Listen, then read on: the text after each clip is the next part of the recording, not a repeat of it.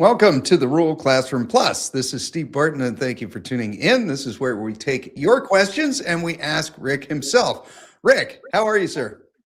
I'm well, Steve. How are you? I'm excellent. I'm doing good. I'm doing good. I've been excited for this one. You and I talked a couple of days ago, following up the discussion now.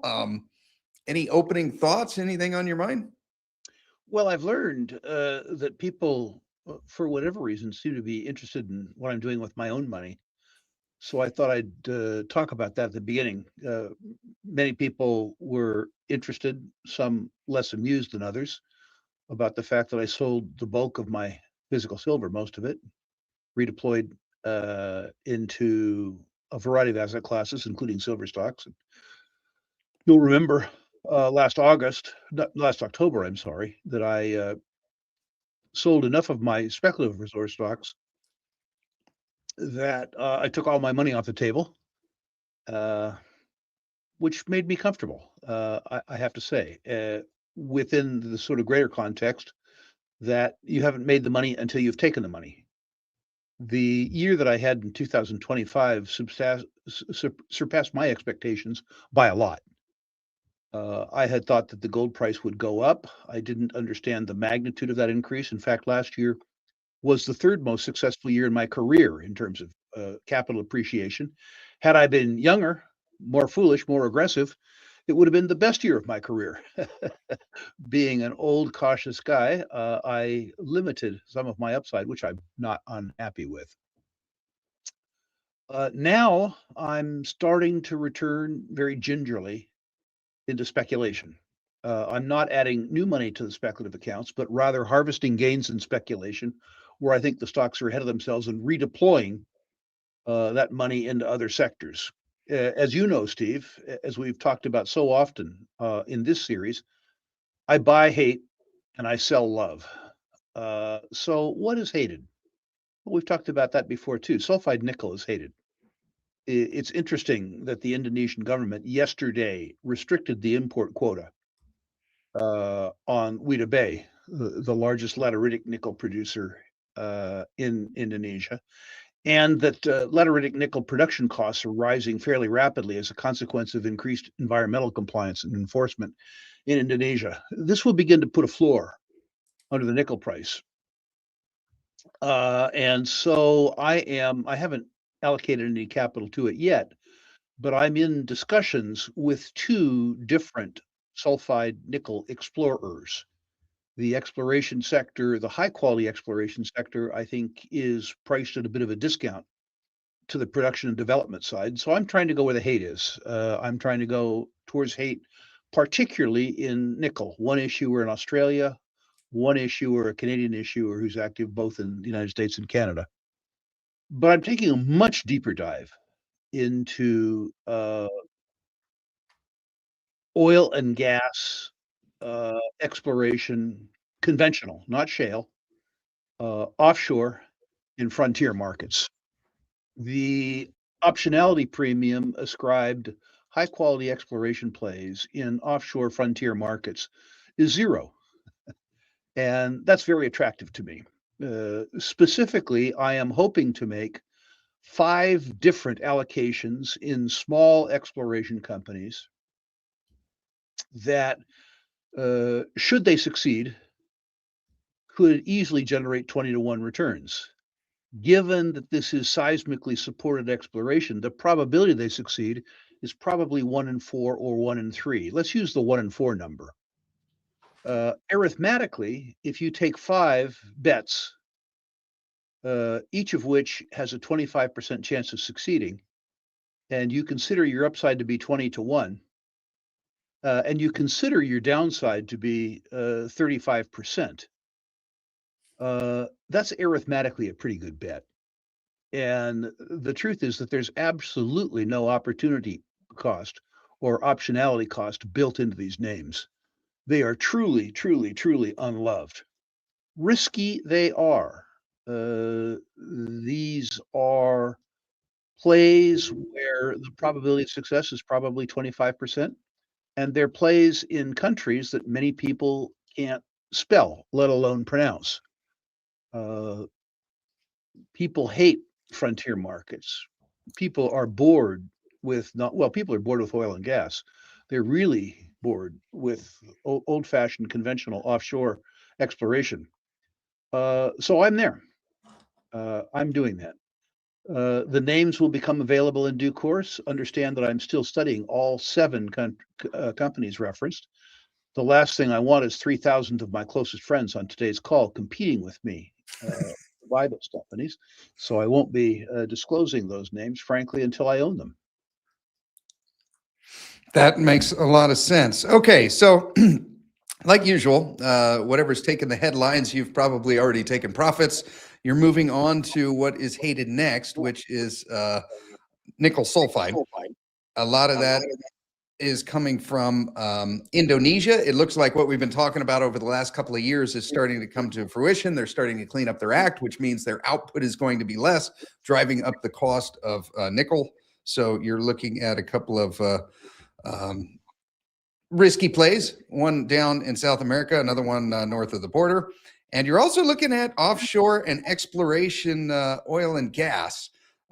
So that could be pretty interesting. I understand a lot what you're talking about when your odds of the bet succeeding are kind of low, but your downside is low and your upside is really high. I came into that all the time when I was playing poker regularly, and you may put in 10% of the pot with only a 30% chance of winning, but you could make a lot more. You know what I mean? So that's pretty slick. Okay. All right, so nickel and oil are your main focuses now. We had some questions. Oh, do you have anything else, or should I? No, I see a bunch of questions piling up about Visla, so perhaps we should address that circumstance. You read my mind. Okay, yeah. Rather than read off 12 people that want to know about Visla, let's just suffice it to say that almost everyone is curious on your thoughts of what happened with Visla. Let me preface this by saying, first of all, that I own Visla, and I own a lot of it.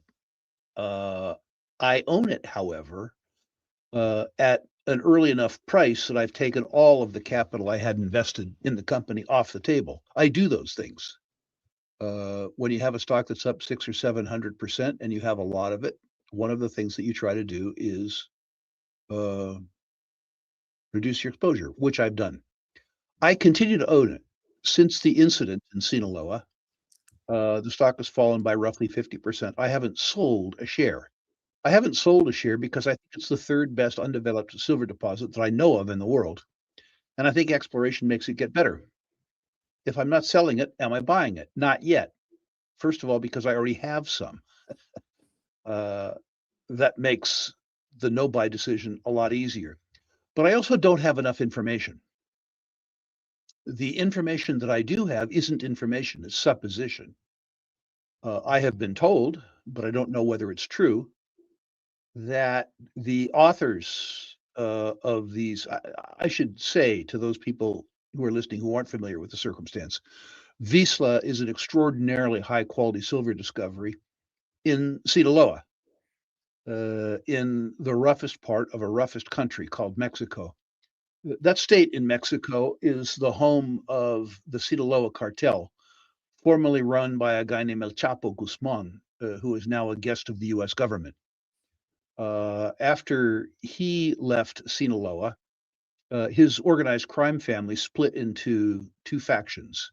His son, Chapito, Little Chapo, and his, shall we call it vice president, or now thug in chief. And those two factions are engaged in a truly ugly war across Sinaloa.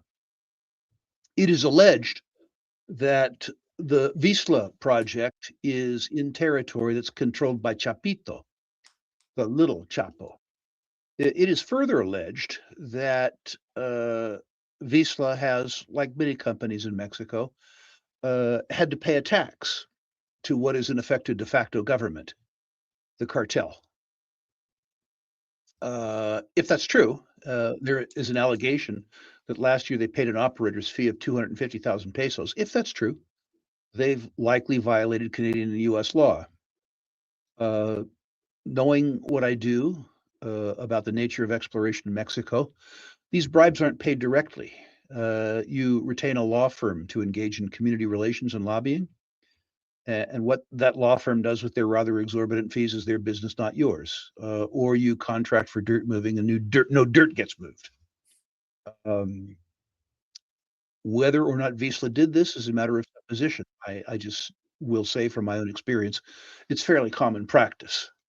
The discussion that I have heard, which may be true, it may not be true, is that El Chapito thought that given he was the government in Sinaloa, that he should be allowed the normal government take, which is to say about 50% of the net present value of the silver deposit. And my understanding is, which may or may not be true, that Visla felt they were in no position to do this, particularly since it wasn't producing, and because the government of Mexico would also want their share. These cartels have an unfortunate habit of negotiating, in this case with 180 grains of lead at 220 feet per second through the temple, and 10 employees were murdered.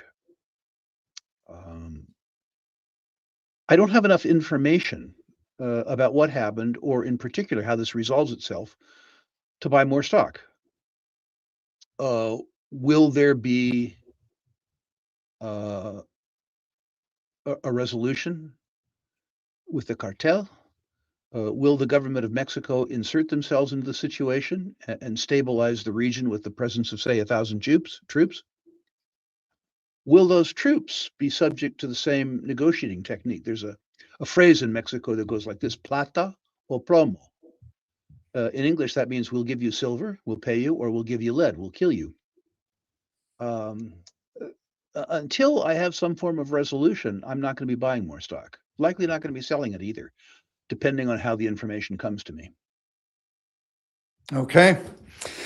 All right. That's a sobering update. Mining is hard and dangerous in some parts of the world.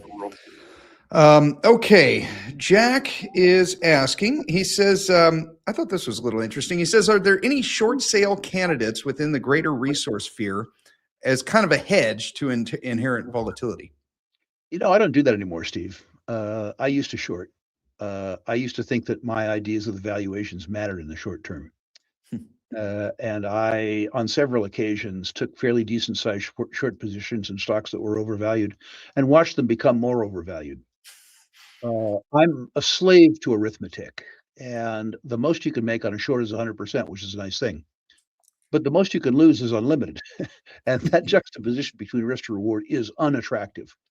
There will come a time in the resource business, I promise you, where the junior sector will be so obnoxiously overvalued that there will be billion-dollar market cap companies with good trading liquidity that are worth zero, out and out frauds. And when that happens, I will short, not so much as a hedge, but rather as a high probability bet.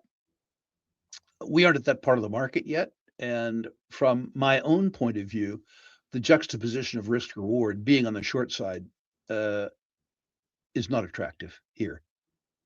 Further, with regards to hedging, I think the best way to hedge is to make intelligent decisions to begin with, or try to. I've been trying various forms of hedging for about 40 years, conventional hedging. And I would suggest that my hedging track record, like most people's, is unblemished by success. A broad hedge, yes. I think that, as an example, the gold will maintain its purchasing power, real purchasing power. The dollar will lose its purchasing power. Some people could say that my gold is a hedge, and in that sense, I'm okay with hedging. But the idea that I'm going to use financial instruments, particularly exotic financial instruments, to hedge portfolio decisions isn't something that I engage in anymore. Okay. I talked a little bit about this with Adrian yesterday. And are you doing an actual short, or would you be like buying a put on something you think is overvalued? No, I'd likely be doing an actual short. It's unlikely that a billion-dollar company would have puts or calls available. I'd likely, if I'm going to short, I'm going to go into the obvious frauds, the worst of the worst. I wouldn't be picking on a regular company that was just overvalued. I'd be looking for $1 billion or $2 billion market cap that I thought was worth zero. Yeah. Okay. All right. Conrad wants to know if America Resources will be at the next boot camp. Amerigo, if That could be it. He might have done a typo, and I don't know the company, so I just read what it's. It could be Amerigo. Amerigo has been invited to the boot camp. Whether or not they accept the invitation will be up to them. If the gentleman is a shareholder, he might encourage his management team in their own best interest to come to the boot camp. Okay, there you go, Conrad. Reach out. Follow up, is Altius Minerals a good way for playing just the beta in copper? Yes, not copper, I would say. I would say resource beta. Certainly the Chapada stream gives them exposure to copper. What Altius is a superb asset allocator, and the team that has developed this asset allocation track record over 20 years is intact. Brian Dalton, who founded the company, still runs the company. He's a close personal friend of mine. I have a very large investment in the company that goes back 25 years. They are superb allocators of capital. They have a lot of capital to allocate. They're in no hurry. They do things. I'm not trying to say they haven't made mistakes over 25 years. We all have, but they've done many more things right than wrong. Okay. Let's see. We hit Cohen's question on Visla Silver. Niall says, Steve, great to see you're on the mend. Thank you. I appreciate that. I'm feeling much, much better. We've got two questions here on the same company. And that is Power Metallic. So Raul and Edwin are both, maybe just kind of give a brief overview of Power Metallic and what are your thoughts? At present, I have no comments on Power Metallic, so I'll have to duck that question. Okay. All right. Chris wants to know, what are your thoughts on Aldebaran and Regulus? Love them both. Understand that I have a lot of speculative tolerance.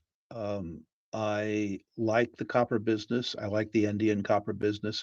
I particularly like the Andean copper business with people who've been successful in the Andes in copper in the past. And these companies meet both those tests. They are both in advanced exploration, not even development or pre-development. So they're highly risky.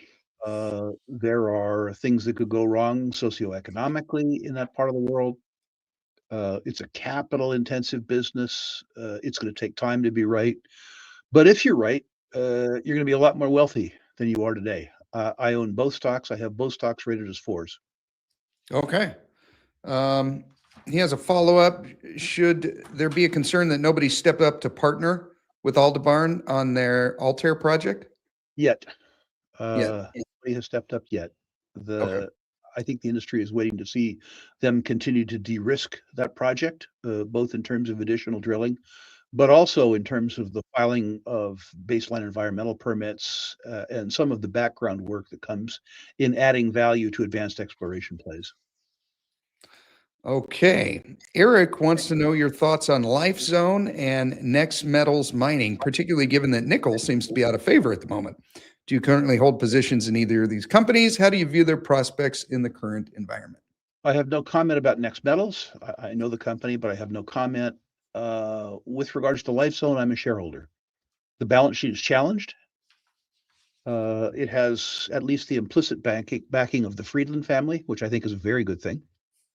But the deposit, Kabanga, is a deposit I know very well. I was involved in financing Roman Schlanka when he discovered that deposit 30 years ago. I've followed the deposit for 30 years. I tried to buy the deposit myself before I was outmaneuvered by the Friedland family. Good for them. There is risk here. There's a lot of risk here. As good as the deposit is, it's in a fairly remote part of the world. The balance sheet is, as I say, challenged. For a while, they had BHP as a partner, which looked like the funding outcome was in place. BHP exited the nickel business entirely, which I think was a mistake, but they did it. And that introduced both a technical and a financial risk to the project, which remains today. Okay. All right. Victor wants to know, he says, hi, Steve. Rick mentioned in his interview with you yesterday that he's most bullish on uranium over the next 12 months. Apart from Cameco and Kazatomprom, What are your top 3 uranium stocks you'd be inclined to buy at today's prices? I think the uranium juniors are fairly fully priced today. I think they'll go higher. I can tell you what I own. I own Paladin. I own NextGen. Uh, Despite my hesitancy around the technology of deep ISR, I own a little bit of Denison. I still regard that as a science project as opposed to technology, but I love their database and I love their permitted mill. What sets these three apart is that they are legitimate development companies, as is Deep Yellow, which I sold when they thanked and excused um, my friend John Borshoff. And the reason that that's important is because they are likely to benefit from the changing structure of the uranium business. The fact that the market for the product has gone to term as opposed to spot. What that means is that developers will know with some certainty for an extended period of time how much product they can sell and and how much they can get paid for the product. This will lower their cost of capital and it will give them access to development capital. That certainty is not available in any other commodity at present on the planet. Okay. And Christos wants to know, says Rick used to like Africa oil, last recommended it at the end of 2024. Who do you like now for a more adventurous pick in addition to his core US and Canadian oil and gas favorites?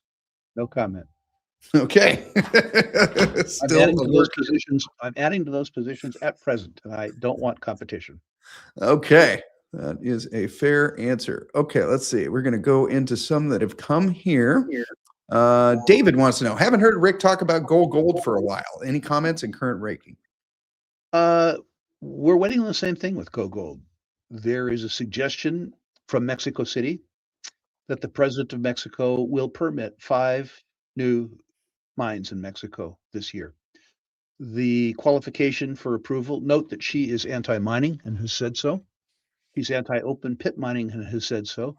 But she has said that her opinions are less important than local favor. To the extent that miners have curried local favor, she has said that she can and will permit them. Go Gold is on the list. I am not going to buy more Go Gold, although I own a lot. I'm not going to own more Go Gold until I get a permit. If they get a permit and that stock goes up 20%, it'll be way cheaper, 20% up than it was before. Wrong phrase, if that company gets permitted and funded, when they get on what Lobo Tigre calls the golden runway, that stock will reprice. It will really, truly reprice. I don't think that what Go Gold has is a precious metals mine. I think it's a precious metals district. I think when history is written, there will be 3 or 4 or 5 mines there. Certainly the 2 initial ones, the open pit and the underground, are waiting on permitting.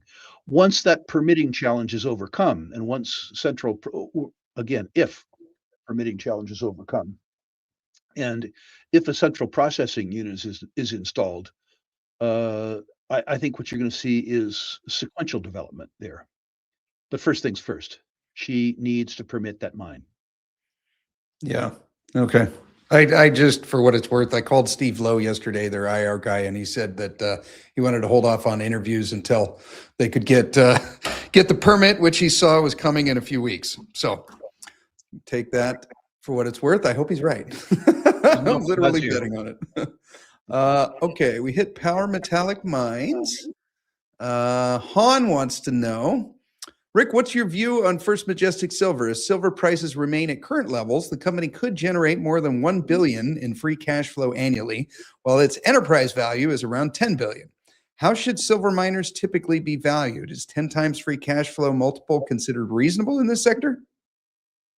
There's a success premium built into First Majestic for a couple of reasons. There is, I would suggest, a fair bit of upside in their existing operations. They have been fairly successful in exploration. And the idea is that at First Majestic, there is a reasonable amount of value to add with development that falls up on their exploration.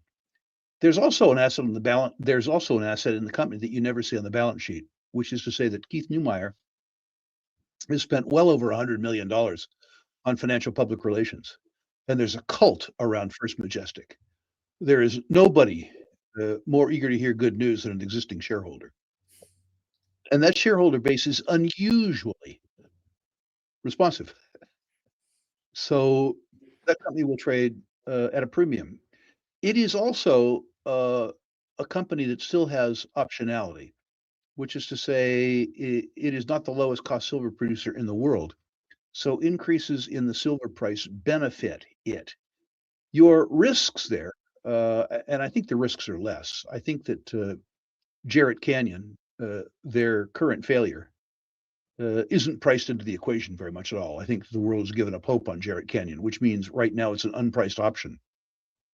But in order to cash that option, they're going to have to spend a lot of money there if they choose to do it.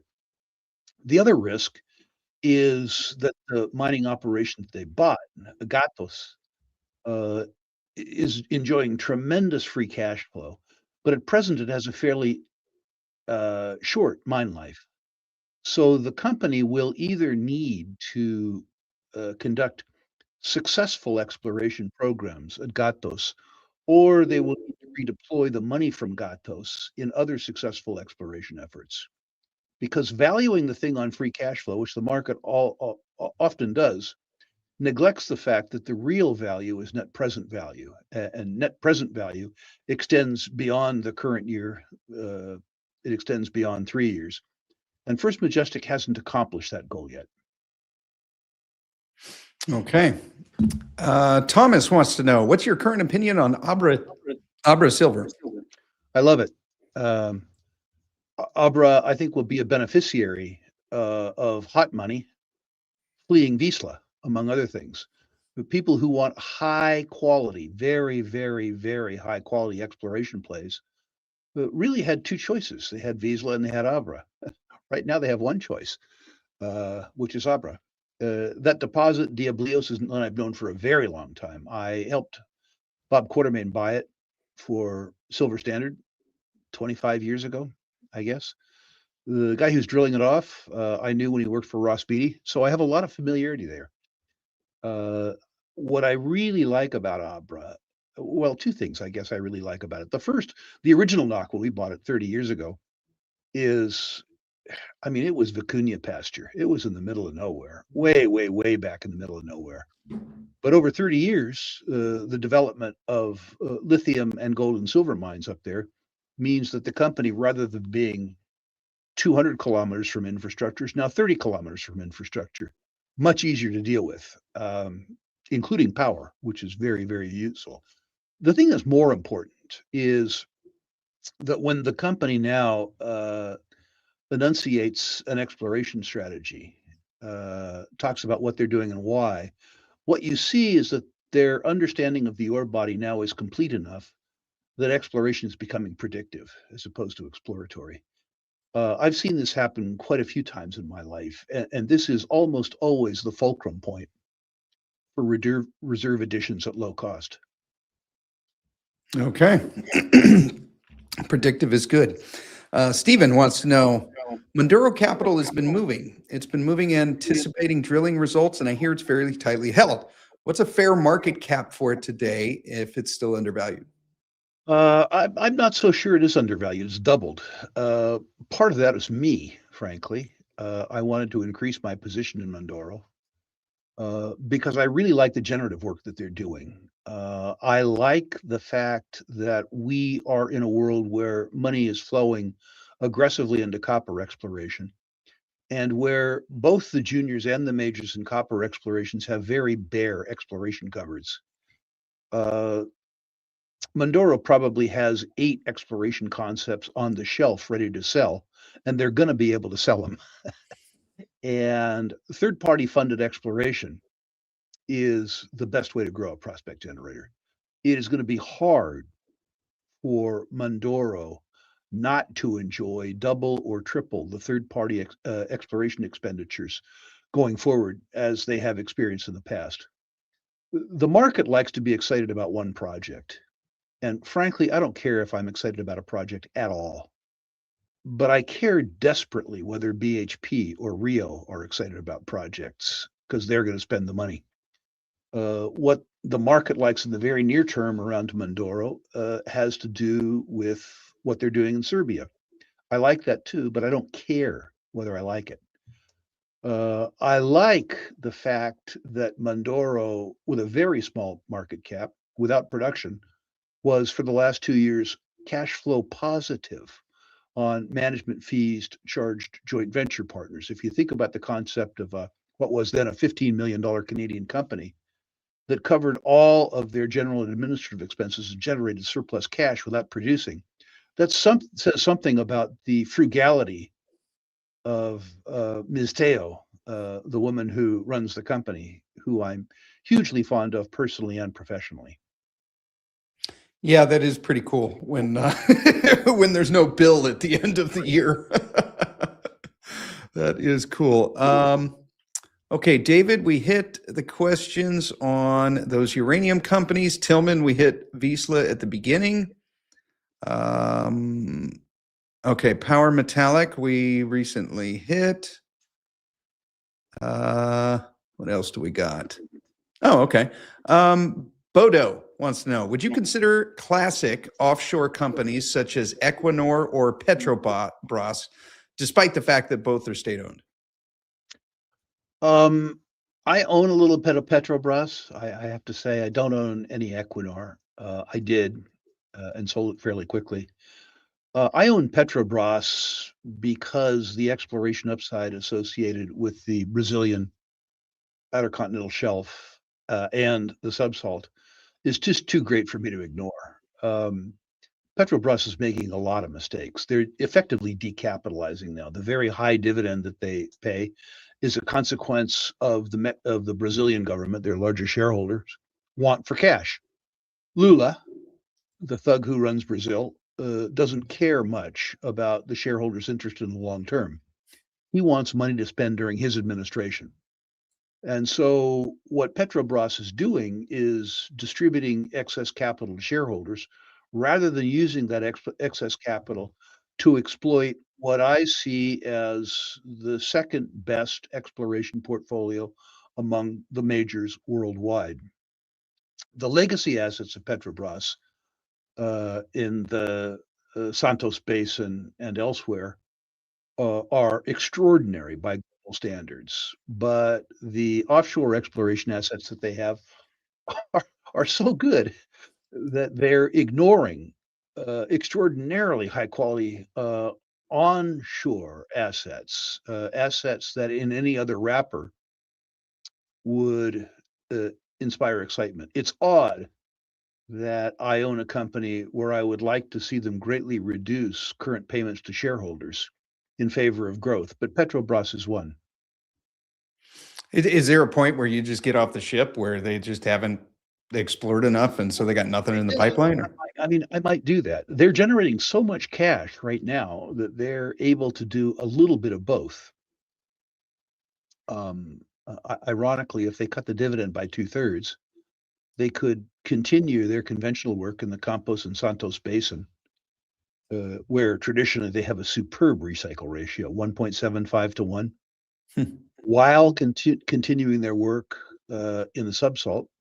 Technically really tricky, but they've been successful. They're world leaders and continue to explore the outer continental margin. They could do all three.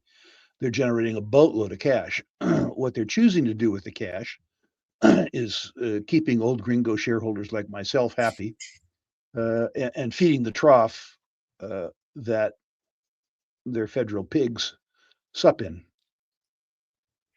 Okay. Josh wants to know what you think about Bonterra Energy. Don't know enough about Bonterra to comment. Okay. Nick wants to know any thoughts about Latin Metals or Kincora Copper. I own both. Both are exploration stage companies. They're both prospect generators. Likely, if they stay at current prices, I will buy more of both. They're both highly risky. They are both run by superb exploration teams. They're both in highly prospective parts of the world. They both have great partners, and they both have projects on the shelf that they can turn and will be able to turn. Okay. And Zephyrus is, hi, Rick and Steve. Is the Seabridge partner deal happening? Who knows? They say that they are now proceeding rather than with 12 potentials, one potential. One would have to suspect that that potential partner would have to be large enough to stand the upfront capital cost there, would need a gold multiple, and would likely have to be active in the region. It would seem with that criterion that the potential partner would be one of either Newmont or Newmont or Newmont. Yeah.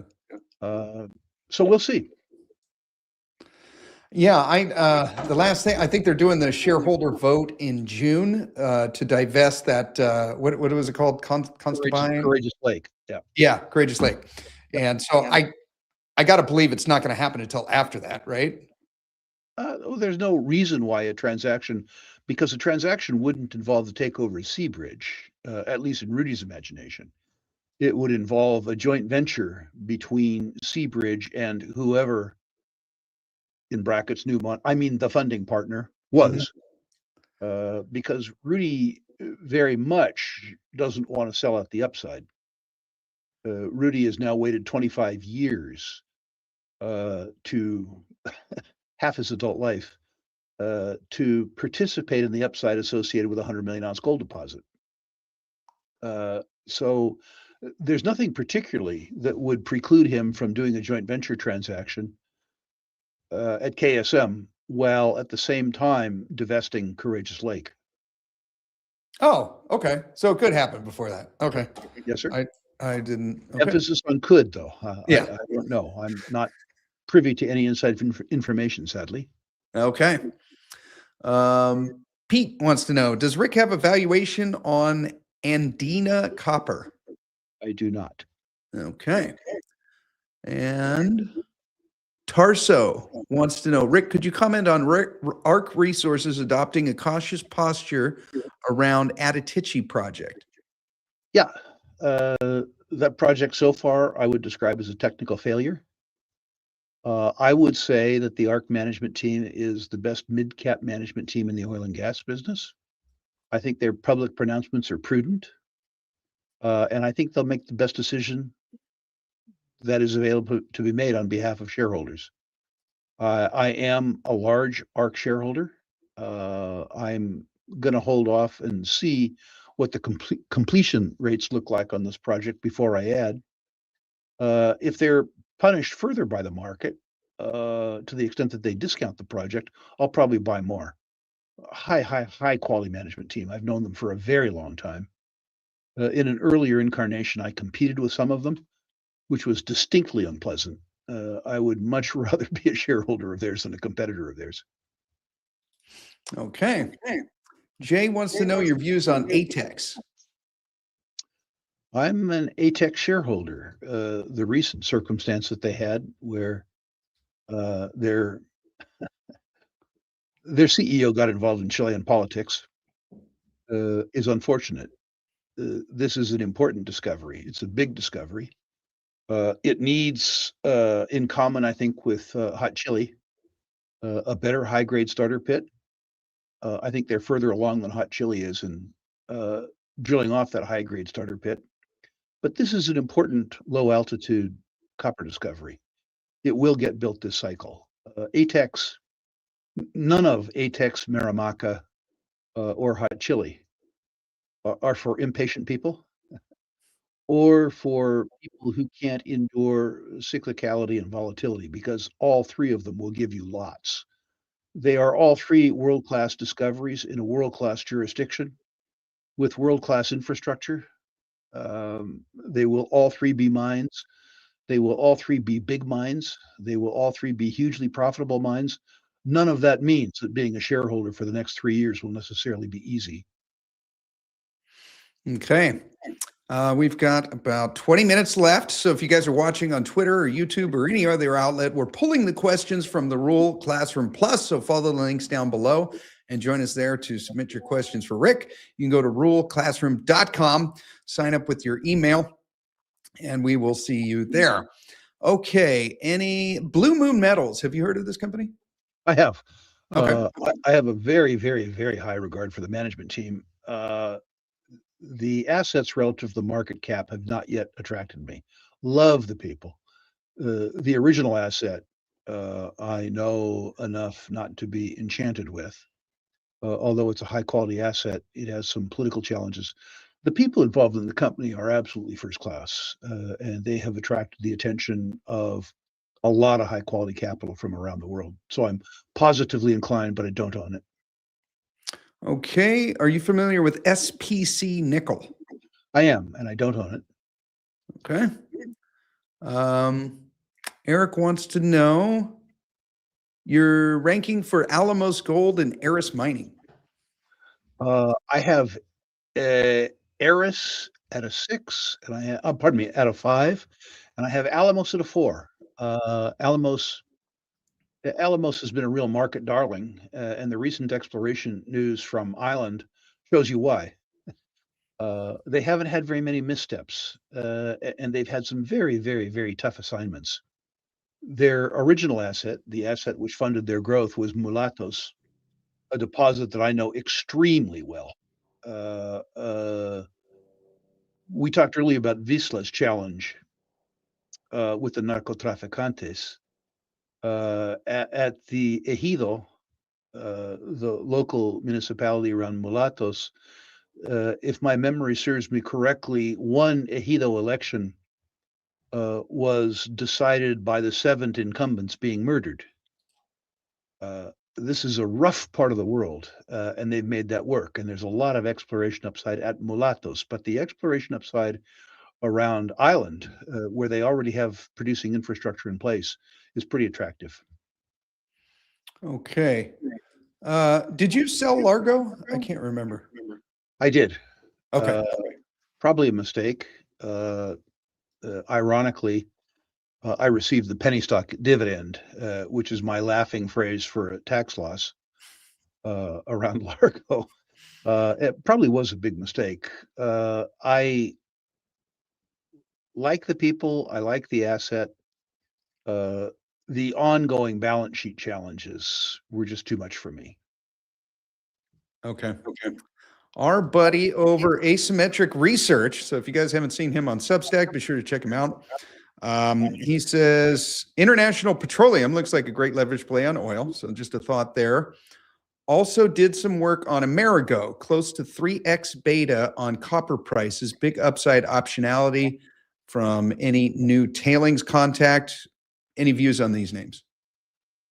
Shout out to Asymmetric. He does good work, and the work is improving. It's nice to see somebody who does good work, who is in the part of his or her career when the value that they add, which is already substantial, is increasing. And I agree on both sets of circumstances. Amerigo, for people who don't know, runs and has run for a substantial period of time a tailings processing facility alongside El Teniente, one of the world's truly great copper mines. There's no exploration risk here. They have 30 years of reserves and resources, and they have an in-place, built and paid for tailings processing facility. They're good at what they do, and every day their resource gets bigger as El Teniente puts more tails on the existing tails pile. The gift that keeps on giving and will give for at least 30 more years. The upside here is that Amerigo is probably one of the best companies of the world in tailings or so-called slimes reprocessing. And there are several other tailings piles in Chile worth talking about. Amerigo's joint venture partner in Chile is the state copper company, Codelco. They operate El Teniente and have since they stole it, since they nationalized it from Anaconda. And they operate another interesting tails pile, Chuquicamata. Chuqui is historically the largest copper producer in the world. There's 100 years of tails there. And if anybody is going to get the right to reprocess the Chuqui tails, it is likely to be Amerigo. I'm not saying that they're going to. What I said is if anybody does, it's likely to be Amerigo. Why wouldn't Codelco do it itself? Because Codelco has been milked by the state for dividends. And Codelco, despite being the largest copper producer in the world, has a challenged balance sheet. They're cash short, and it would likely cost 750 or $800 million to build a mill that was sufficient to regrind the already ground tails at Chuquicamata, perhaps a billion. Codelco has learned at El Teniente that rather than spend the money and have the operating complexity, that they are much better off charging Amerigo a fee, a tailings royalty, and allowing Amerigo to take the risk, do the work, put it in the upfront capital cost. And in this case, Codelco's interest in the revenue stream is one where their gross is their net. Not a bad deal from Codelco's point of view.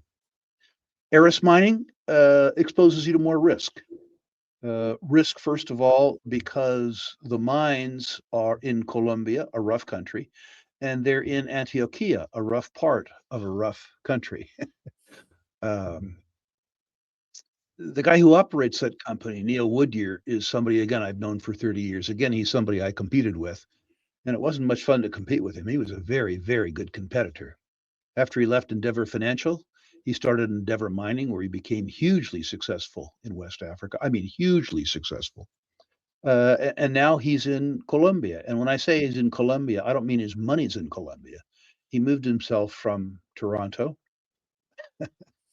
down to Medellin. He's physically in Colombia. Very high quality deposits. One Segovia producing, two others in construction. They intend to be a million ounce producer a couple years from now. I think they're going to get it, but this is not for somebody who's faint of heart. Two construction projects simultaneously is rough. You are in a part of the world that has a real history of social turmoil.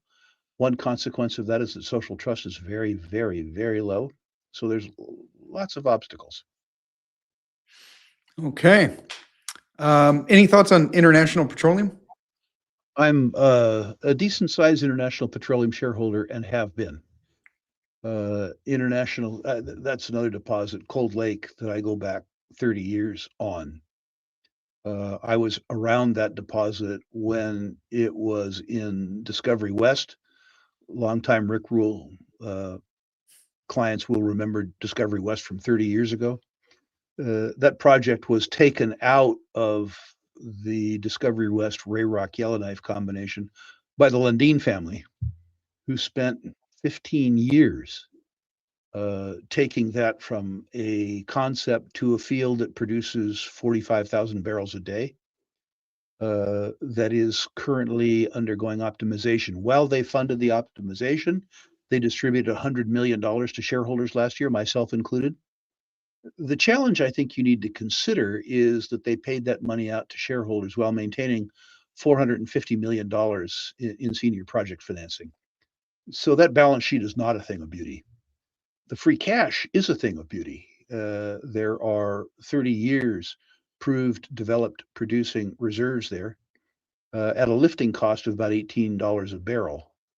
So the margin, producing the stuff for, let's call it 20 and selling it for, let's say 60, 43,000 times a day, is pretty impressive. And the company has been kind enough when they have generated cash, which they think is surplus. I'm not so sure it is surplus, but they've been kind enough to distribute that back to the owners, myself included.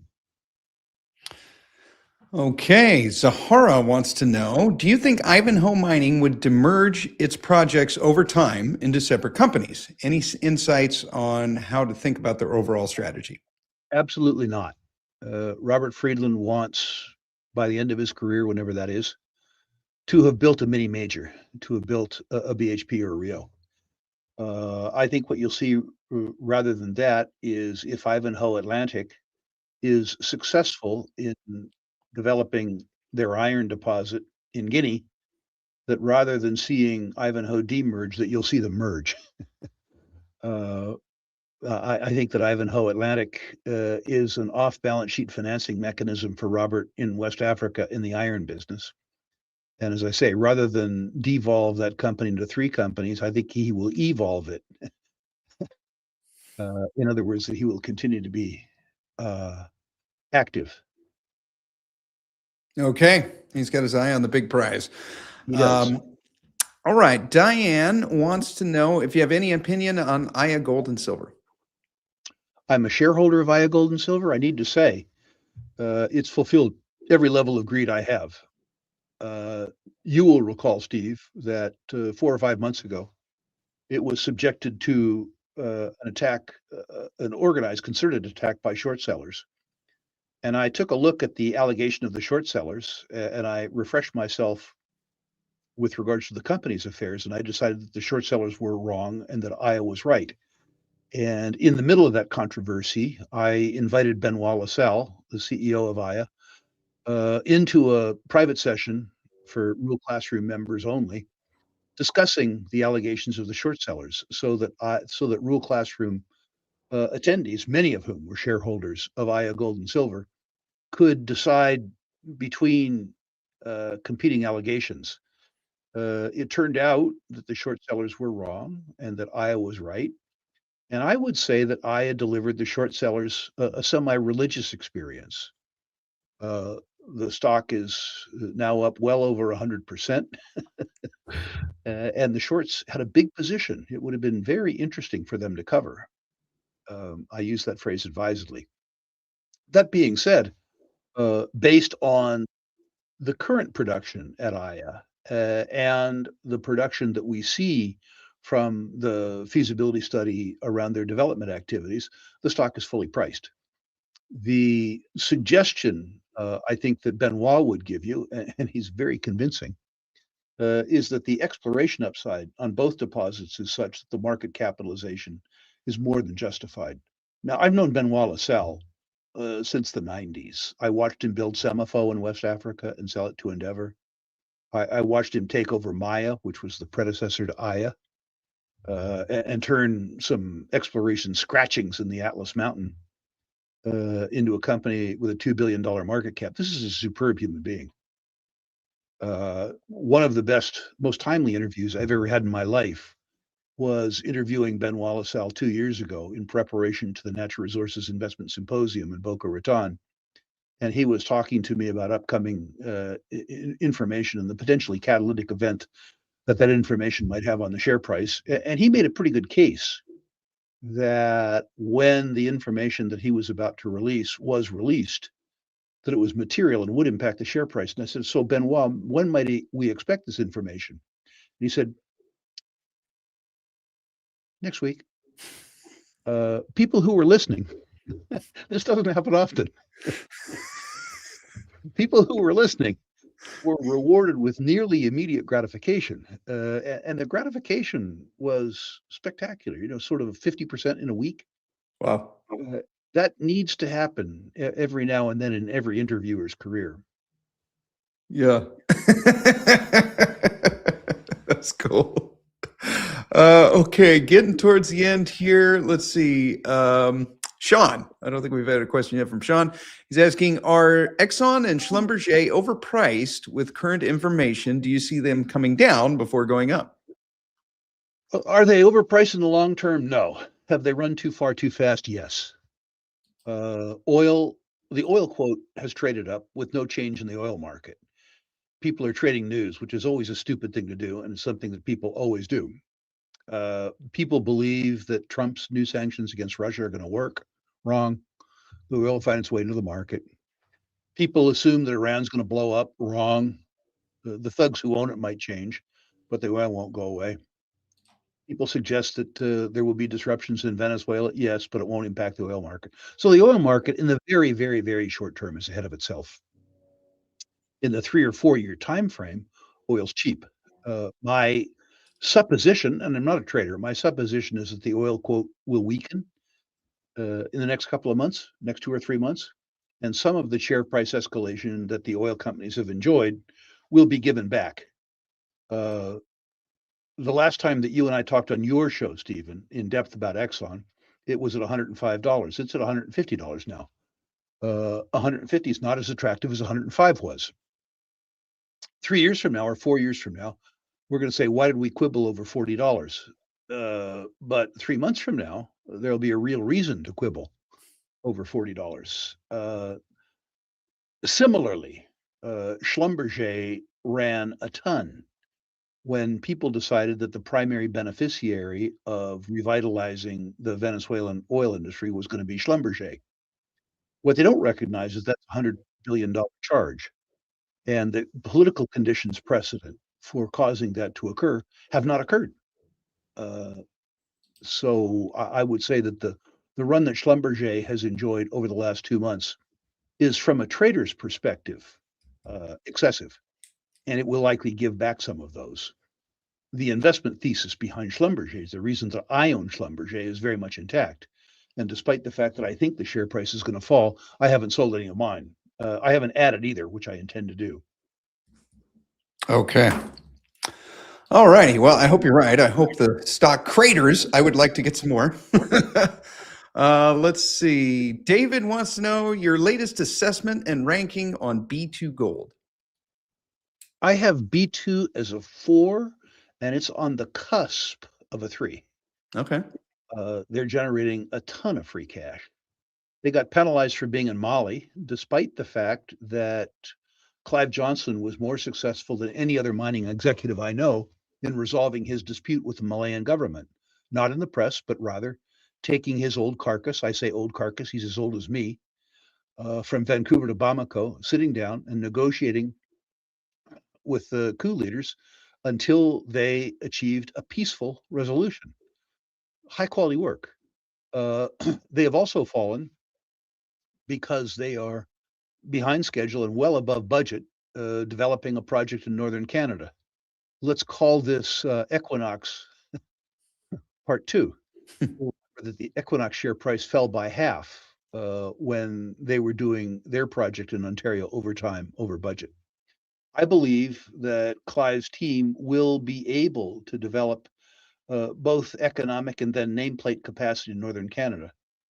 And when they do this, perhaps if, but I believe when they do this, I think at current prices, current share prices, the share price doubles. I said that with regards to Equinox. When they resolve the uncertainty around nameplate capacity, that the share price would double. I was wrong, it tripled. But that's the type of mistake, aided, of course, by an increase in gold price. That's very, very pleasant. I'm highly attracted to B2. Political risks, to be sure. A different risk, frankly, is the keyman risk. Clive Johnson doesn't have the energy at 73 that he had at 43. By the way, I've been doing business with him since he was 33. That notwithstanding, with the physical impairment that comes with 40 years, I would suggest he's mentally and experientially more capable now than he was then. And I hope that cunning and guile overcome physical infirmity. Okay. Okay.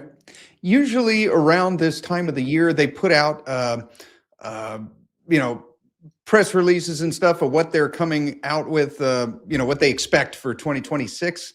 And this time they gave everyone a link to a webinar. Do you think there's anything to that, or? Perhaps, I'm less inclined really to what people say, Okay.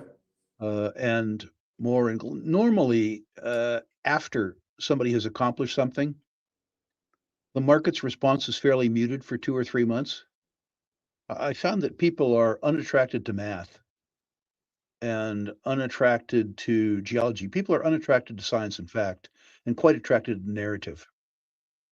And my own experience has been, rather than anticipate something, I can react to something. I might give up the first 10 or 15 or even 20% of the move, but it doesn't matter because armed with the facts, those companies are often cheaper after they've moved 20% than before they moved 20%, before you had the information. Yeah. Now, I Okay. can afford to do that with B2 because I own a fairly fat slug of it.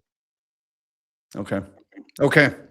All righty. Well, we're tapping on the hour here, sir. We have in the pipeline next week, February 17th, I'll be getting on in the Rule Classroom and doing a chart session. So we usually pull up, we'll pull up a bear flag or a bull flag and go into that for a little bit and then pull up any charts that you guys want. After that, on February 18th, we're going to have Joel Littman. He'll be here in the Rule Classroom Plus. That's on Wednesday. And February 19th, Rick and Paul Harris are going to get on and talk about the latest newsletter. Any final thoughts, Rick? What would you like to close with? 3. The first is that for the first time in 20 years, the Natural Resources Investment Symposium in Boca Raton is going to sell out. So if you'd like to be there in person, which I would advocate, you need to get on it. We will absolutely positively sell out. We're almost sold out of hotel rooms too. So if you want to come, book your hotel room or else stay off site. We do have a hotel room block at an adjacent hotel. This is going to be the best symposium we've ever done, and we've done a lot of good ones. If you can't make it live, I understand. 1,400 people joined us last year live stream. Some number closer to 2,500 are going to join us from around the world live stream. And we're making our live stream product, which is already good, much better. But mark your calendar for July 6th through 10. People who attended last year, Paul, made a ton of money. And they made a ton of money by taking less risks than they would have in the sector otherwise without the education. We will continue to make people a ton of money this year. But if you want to come live, you got to get it on, because we absolutely positively will sell out of the live show this year. The second thing is that we are working on 2 special presentations for the Rule Classroom. In the first, and we don't have dates for these yet, in the first, I'm going to teach the classroom people how to construct a template, a buy template. Every time I buy something, I write myself a memo as to why I bought it, what my thesis is, what the time frame is, what the downside risks are, what will cause me to sell both positively and negatively. And writing those templates and reviewing those templates on a quarterly basis, or whenever any news came out on that particular investment, is something that has been responsible for a fair amount of my exploration of my investment success since I started doing it 35 years ago. You will want to customize the template process to your own needs and wants, but learning how to write investment templates and making sure that you do it for every single investment that you make will absolutely positively increase your investment performance. It just flat will. It'll make you think more about what you do, and it'll make you remember to cut losses and let profits run, which is an important thing to do. The second thing that I want to cover in the Rule Classroom is the psychology of selling. It's very difficult for many people to sell.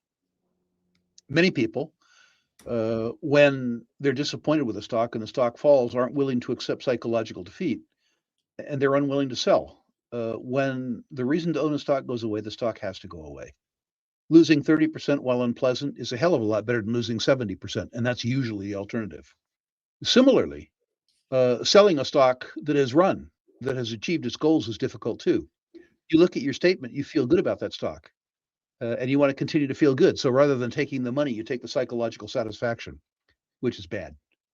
So I want to talk to you about how to construct a buy template, and then afterwards, after we've talked about buying and selling, we're going to talk about the psychology of selling, how to take profits, how to sell speculative positions, how to sell positively or negatively investment decisions.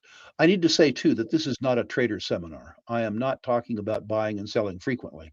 I'm talking about positioning and selling position trades, either speculative or investment. But I think both of these will be useful for serious investors and speculators. And I look forward to contributing my experience to the knowledge of the Rule Classroom in these 2 sessions. Awesome. Well, I will second what you said about Boca. I got our tickets and got our room and everything. There were no Queen beds available at the super cheap price. So I had to pay up for that. The boat cruise, there was only 7 tickets left when I booked our boat tickets. So I'd be surprised if there's any left now. But if there are, if you Steve, I could sell out an aircraft carrier for that damn boat cruise. That's gone. Okay. And we look forward to those presentations. I'm glad you hit on that because I've been getting a lot of questions through my guys on when you're doing the buy templates and the psychology of selling. So high demand for that. Always a pleasure, Rick. Thank you very much for your time. I guess we'll see you next week on the 19th with Paul. And I look forward to that. Hopefully, if not next week, the week after, I will have some update on our discussions with the Colorado School of Mines around the presentation at the Colorado School of Mines in 2027, not 2026, in 2027 for the valuation workshop. Awesome. Right on. Well, thank you very much, Rick. You have a wonderful rest of the day. Thank you, everyone, for tuning in. Thank you for the questions. Appreciate the support, and you guys have a wonderful rest of your day. Thank you, sir.